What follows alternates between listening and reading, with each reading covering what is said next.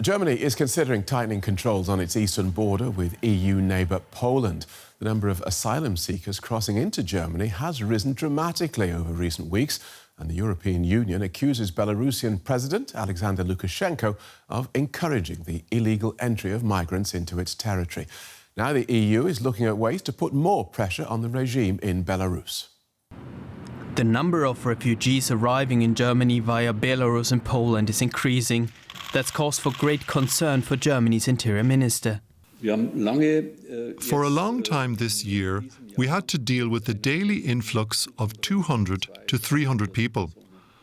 On Monday, we had over 900 for the first time. That's a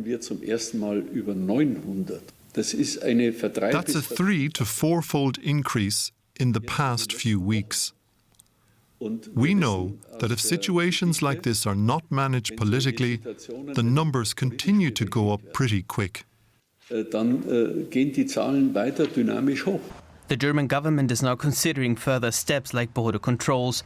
Berlin has advised Warsaw to start joint inspection at the German-Polish border. The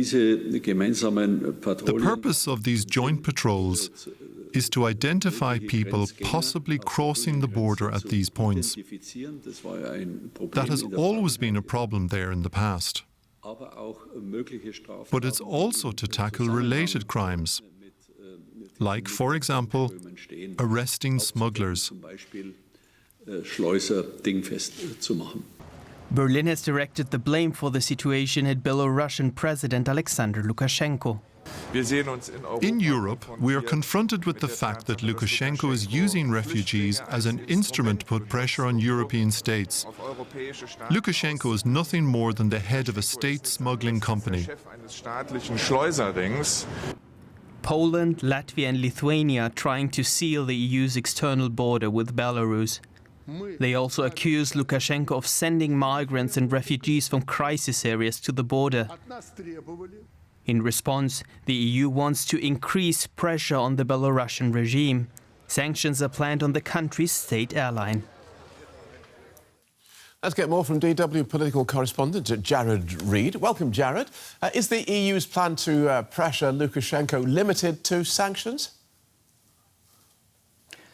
Hi Phil, it seems that sanctions for now would be the first main go-to. We know already that sanctions were part of what was discussed on Monday at a meeting between EU foreign ministers. Sanctions, of course, against Belarus's main state airline. The EU accuses it of really being the main benefactor of what it's described as an artificial crisis created by the Belarusian president. But countries like Lithuania, so one of these countries along the EU border with Belarus, are proposing that the EU ban airlines that fly into Minsk from EU airspace. Well, sanctions got the EU into this problem in the first place. What happens if doing more of the same doesn't work?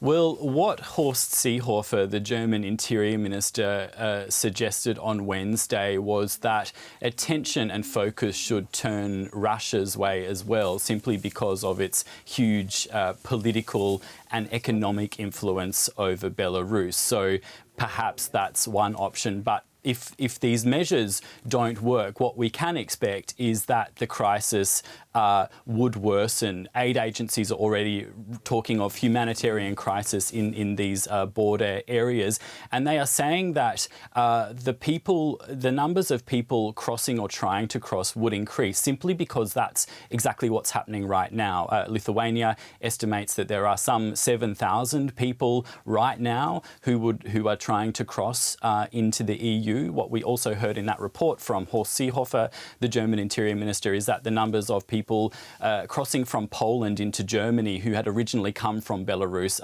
these numbers are also steadily increasing. He has proposed joint patrols between German and Polish border police.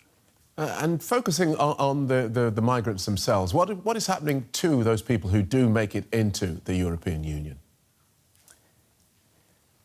Well, we are getting some very disturbing reports, reports of people getting trapped at the border, people suffering from thirst, hunger and exhaustion, and reports of people being violently pushed back into Belarus. And the pressure at this point is getting really intense. As the EU countries beef up their own security at the border, Belarus is doing the same. But it's also hard to get a completely clear view of what's happening simply because Belarus, Poland and Lithuania, Latvia and Poland have declared a state of emergency along their border. That means that journalists and human rights workers can't really get there, and that means they can't get a completely clear view of what's happening.